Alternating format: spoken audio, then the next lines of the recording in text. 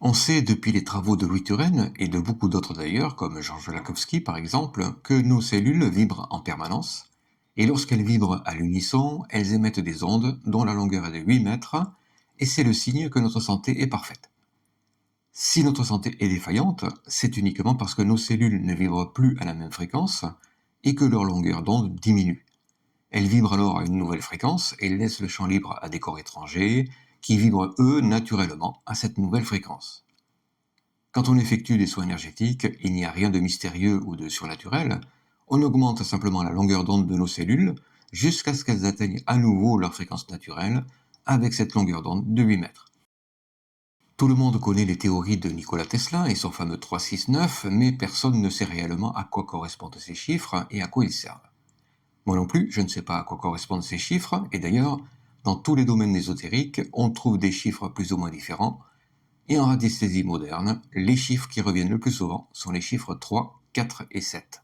Comme par hasard, on retrouve le chiffre 3 dans les deux théories, et si on ne sait toujours pas à quoi sert le chiffre 3 de Nikola Tesla, on sait parfaitement à quoi sert le chiffre 3 de Louis Turenne, et c'est sans aucun doute le chiffre le plus important à retenir quand on fait de la radiesthésie et surtout des soins énergétiques. Voilà différentes pierres, et chacune de ces pierres a été sélectionnée parce que chaque onde émise par ces pierres a une hauteur d'onde différente, et que chacune fait donc partie d'une famille cristalline différente parmi les 7 familles existantes. Et ici, on utilise les pierres parce que les pierres n'émettent que des ondes magnétiques, et que tout le monde, sans exception, va pouvoir refaire ce même exercice avec son pendule, mais on pourrait très bien réaliser cet exercice avec des plantes, par exemple. Voilà une planche anatomique qui sert habituellement à effectuer des soins énergétiques sur soi ou à distance, sur d'autres personnes. Et ici, on va voir comment ça fonctionne, mais uniquement sur moi. Cette planche anatomique est un véritable plan et ça fonctionne exactement de la même manière que pour la recherche de l'eau de source, de cavités souterraines ou de minerais par exemple. Et pour commencer, comme avec tous les plans, il va falloir l'activer. On positionne la planche dans l'axe nord-sud puisque c'est une forme allongée, et je vais positionner ma main sur la feuille, ce qui va la rendre radioactive. À partir de là, et même si la plupart ne vont pas y croire, cette planche est devenue la copie conforme de ma propre physiologie, et toutes les ondes qui se dégagent de la planche sont les miennes. Aujourd'hui, j'ai un peu mal au bas du dos, et je vais laisser mon pendule déterminer quelles sont les pierres qui vont pouvoir me soulager. Je prends une première pierre, la pyrite par exemple, que je positionne n'importe où sur la planche, et je lance le pendule au-dessus. Le pendule continue d'osciller en mode recherche, et pour faire court, c'est parce que cette pierre ne va pas nous intéresser ici. Je prends une autre pierre, l'apatite, et je lance le pendule au-dessus. Cette fois, le pendule oscille dans une direction.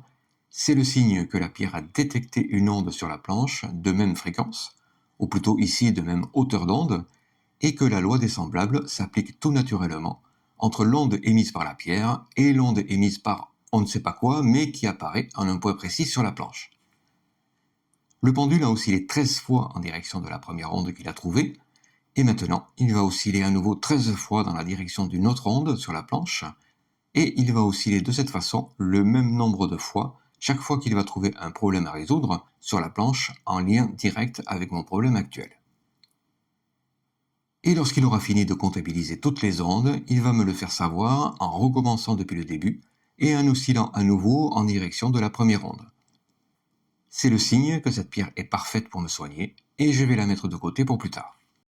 Alors ici, le pendule a détecté 3 points différents à soigner, mais ici ce chiffre 3 est un pur hasard, et il correspond à l'endroit exact où j'ai mal, mais également à tous les points de la planche qui sont en relation directe avec ce mal.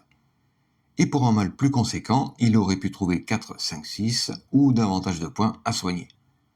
Je vais continuer de la même façon avec toutes les pierres, et on va le faire en accéléré, et on se retrouve après.